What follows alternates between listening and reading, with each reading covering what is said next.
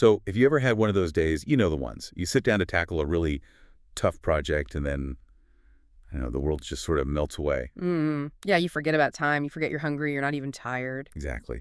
And you're getting incredible results, but it feels effortless. Yeah, Trying hard, you're just flowing. it is pretty much the peak of human performance. And it's such a sharp contrast to those other days, right? The ones Mm. where just sitting down at your desk feels heavy. Heavy as a rock, yeah. And you've just described a state that, according to all the sources we've looked at, most people live entire lives without ever really reliably accessing.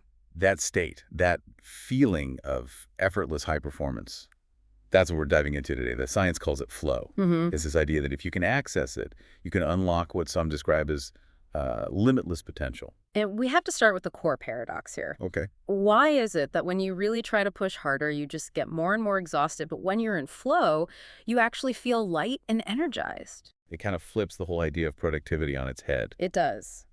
The real enemy of your best work isn't laziness. The biggest blocker, the sources argue, is being constantly, well, jerked around by all the noise, both outside and inside your own head. That feeling of being pulled in 1,000 directions at once. You're checking your phone, your brain feels like it's running a dozen different programs, and you just assume you're lacking discipline. Right, but what if the issue is deeper? Okay, so let's unpack the central idea of this whole deep dive. The reason people feel limited, it's almost never because of a real lack of ability or talent. It's not that you're not good enough. Exactly. It's fundamentally due to having a fragmented mind. Flow is the state where the mind unifies. It becomes one single cohesive unit. And when that happens, your ability just shows up. Without any of the strain, you stop fighting yourself. That is a really powerful idea. That peak performance isn't about grinding more, it's about unification. And to put a, scientific frame on this, we have to start with the psychologist Mihaly Csikszentmihalyi. He basically founded this whole field of research with his book Flow. Okay, so how did he define it? He defined it as a state of total deep absorption, a state where everything else, your worries, the time, hunger, it all just ceases to matter. And the experience itself is so rewarding that doing the thing becomes its own reward. You're willing to make sacrifices just to get back into that state. It's like a positive addiction. It's the highest form of motivation, for sure. And this is where we get to the measurable impact you mentioned. The research on efficiency in this state is, well, it's pretty astonishing. Oh, so? Studies of people across all kinds of fields, I'm talking surgeons, software developers, artists, they consistently report efficiency improvements up to, get this, 5 times higher than their normal output. 5 times. Wow. Let's just sit with that for a second. Yeah. That means if you spend just 20% of your work week in flow, that's like getting an entire extra day's worth of work done. Exactly. You don't lack capacity. You're just spending most of your time operating outside of this optimal zone. It is a massive multiplier. So it's not about adding more hours, it's about improving the quality of the hours you already have. Precisely. And the sources give this great example of what this unification feels like in your head. It's the story of a Brazilian jiu-jitsu competitor named Patrick. He struggled a lot with ADHD, anxiety. His focus was always fragmented. Okay. But he started dedicating himself to these flow techniques, and he began accessing the state during intense sparring. He said it was like a Matrix-like experience. The Matrix. So he could dodge bullets. Well, not quite, but he said he could see his opponent's moves developing before they even happened. So the martial arts isn't really the point here, it's the mental clarity. That's the key takeaway. When flow hits, your mind stops wasting resources on internal noise, on anxiety, on self-judgment. Your competence becomes smooth, automatic, super sharp. You're just reacting with your practice skill. You're not pausing to overthink. Csikszentmihalyi laid out 8 characteristics of flow, things like absolute concentration, clear goals, time distortion. But if we had to boil it down, what's the real trigger? What gets the ball rolling? I'd say the most critical is the balance between challenge and skill. The task has to be difficult enough to fully engage you, but not so hard that it just creates stress. The sweet spot. The sweet spot. And the second thing is immediate feedback. You have to know instantly if what you just did worked or not. That feedback loop is what keeps the mind completely immersed. So it all comes back to this idea that the mind is no longer fragmented. But what does fragmentation actually look like on a normal Tuesday afternoon? Well, it's insidious because it often feels like you're being diligent. It's when part of your mind is trying to write a report, but another part is replaying a conversation from this morning. I know that feeling. Right. Or part of your brain is trying to code, but another part is just listening for that next email notification. And maybe the most damaging part of you is working while another part is criticizing you, saying, I'm not good at this. So you're fighting the task, you're fighting distractions, and you're fighting yourself all at the same time. Yes, it's exhausting. Flow is what happens when that internal critic finally goes quiet. Okay, but it feels like a switch you can't just flip on. So where do you even begin? You begin by understanding that flow isn't a switch, it's a process, a system. Stephen Kotler's model is super helpful here. He maps it out in 4 stages. The first stage is struggle. Ah, yes. The part where everything feels heavy and confusing and I want to go check social media. That's exactly it. In the struggle phase, the brain resists. You're wrestling with the problem, your thoughts are disorganized, you're burning a lot of mental energy. It's necessary. It heats up the brain. Heats up the brain. Then comes stage 2, relaxation. This is the bit everyone misses. It's a period of active rest to release the tension from the struggle. Then, and only then, do you get to stage 3, flow. That's the superhuman experience. And the last stage. Stage 4 is consolidation. That's where you integrate what you did, you synthesize the work, and it's usually followed by a little dip in energy as all those positive brain chemicals recede. So the big insight for anyone listening is that the struggle isn't a sign that you're failing. No, it is the absolute gateway. You have to walk through it to earn the flow. That's a huge mindset shift. If I see that urge to quit as a sign that I'm on the verge of entering that state, I'm way more likely to push through it. Exactly. But it's hard to push through because we have enemies. The research points to 4 very visible supervillains that actively block this process. The first, and most obvious, is multitasking. Because it guarantees your mind will be fragmented. Guarantees it. Second is stress and worry. You can't be deeply engaged if part of your brain is busy scanning for threats. Third is the fear of failure, which usually shows up as perfectionism. Right, so you're too scared to even start this struggle phase because it might not be perfect. You got it. And the fourth is lack of belief.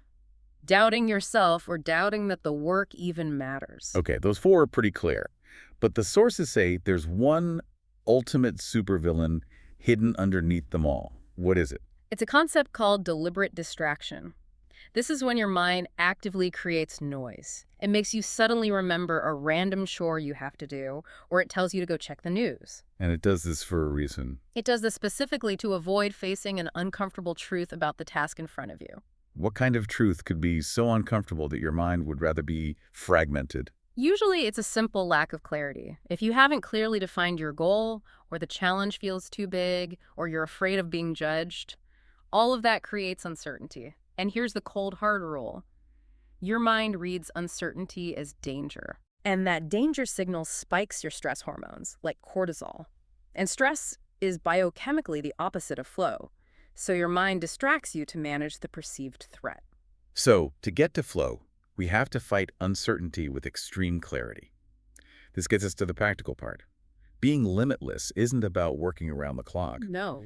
It's about being able to access this state when you need it. Remember, exhaustion comes from working in that fragmented high-stress state, not from the work itself. Which means we need a reliable way to create the right conditions. The sources call it a ritual, not a formula. A ritual to guide you through the struggle and into flow. Okay, let's walk through this 90-minute ritual. 5 steps anyone can start using today. And we should probably slow down here because this is where the theory becomes reality. The whole goal of this ritual is unification. It's about sending a powerful signal to your brain that for the next 90 minutes, there is only one place for its attention to go. Step 1. Absolute distraction cutoff. 2 minutes, but you have to be ruthless.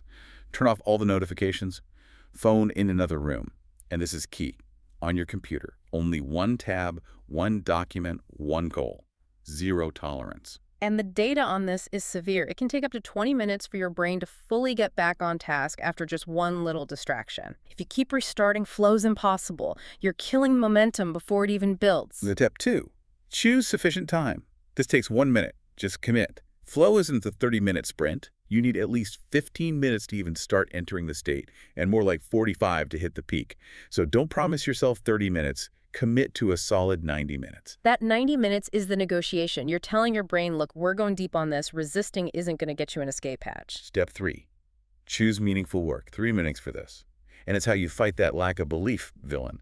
You have to pick work you actually find meaningful, not just something on a to-do list that you feel you should do.